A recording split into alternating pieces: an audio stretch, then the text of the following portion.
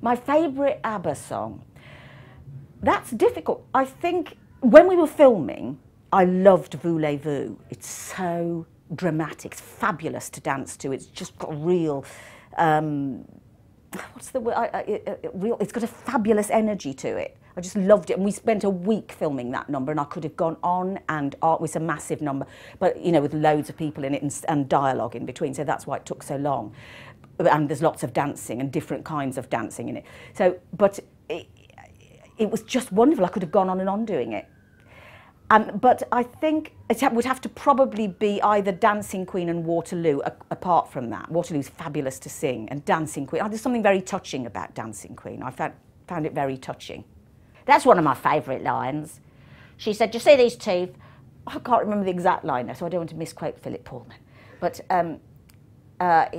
she says something like, "No, they was going in his, they was my husband's, and they was in his coffin. They was just about to go in the ground, and I pulled him. I had him out."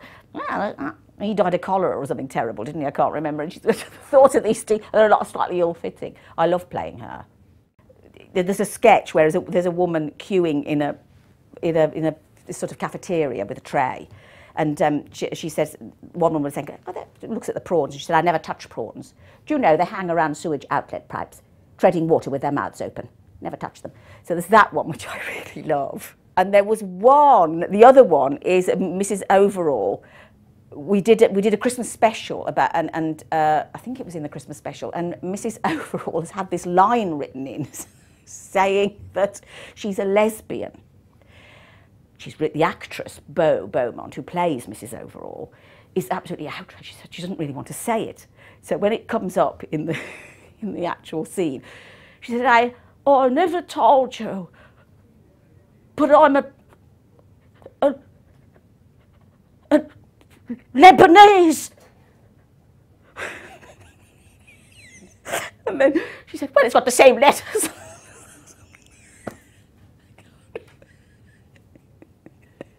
So I love that. That's so sweet. I'm a Lebanese. I'm a Lebanese. Mrs. Overall's my favourite. I think there's loads. I haven't really got a favourite, but if I had to pick something, Mrs. Overall is in everybody I play, which is rather unfortunate sometimes. But you know, yes, I think Mrs. Overall's got to be. Lots of parts resonate. But I think one of the ones in the last few years that has really resonated was I played Mary Stubbs, who was the headmistress that took over St George's, where the headmaster Philip Lawrence was murdered. It went into special measures, and she took it over. And I was sent the book called Ahead of the Class, and I thought, I don't know whether I want to read it. You know, it's an education book, and it shouldn't be in the education section. It is such an inspiring book, and it's about how she dealt with St George's, and she's just someone with huge energy and she's massively positive and believed in the humanity of those children. And she got, the more difficult the child, the more she engaged and got them to engage. She was amazing. She just used completely off-the-wall ways of engaging with people.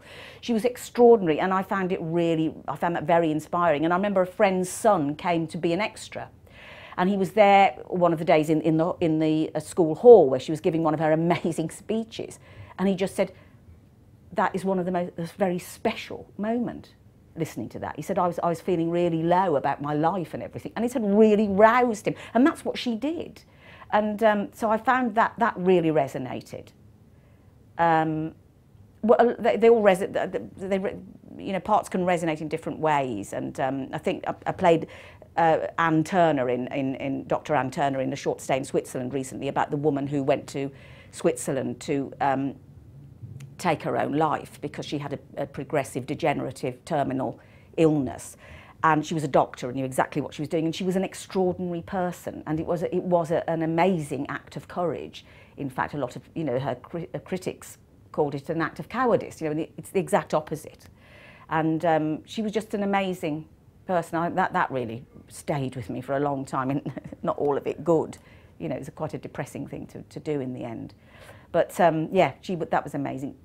I think the most surreal moment, I should have looked up surreal. Anyway, I think the most surreal moment for me was walking into the Air Studios where we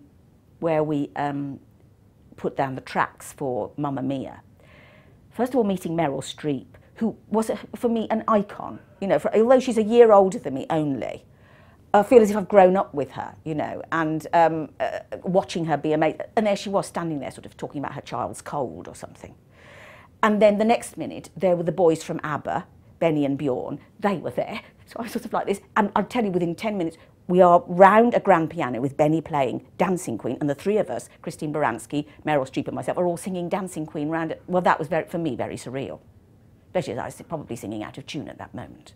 Well, I got involved with the film because they asked me if I'd like to play the part, and I was absolutely thrilled, because my daughter must have then only been about 11. So she was just the right... And I had read one of the books, because I think only one was out at that time. Possibly two. I think only one was out when they would get back to make the film. And my daughter was, of course, just with each one as it's come out, she's the age of Harry. So they were all going mad about it at her school, and so was she, so I had to read it. So I read the first one then, and before I didn't know anything about the film happening when I'd read the book. I read the book because of all her and Maisie and her friends all going on about it, you know. So yeah, and I loved it.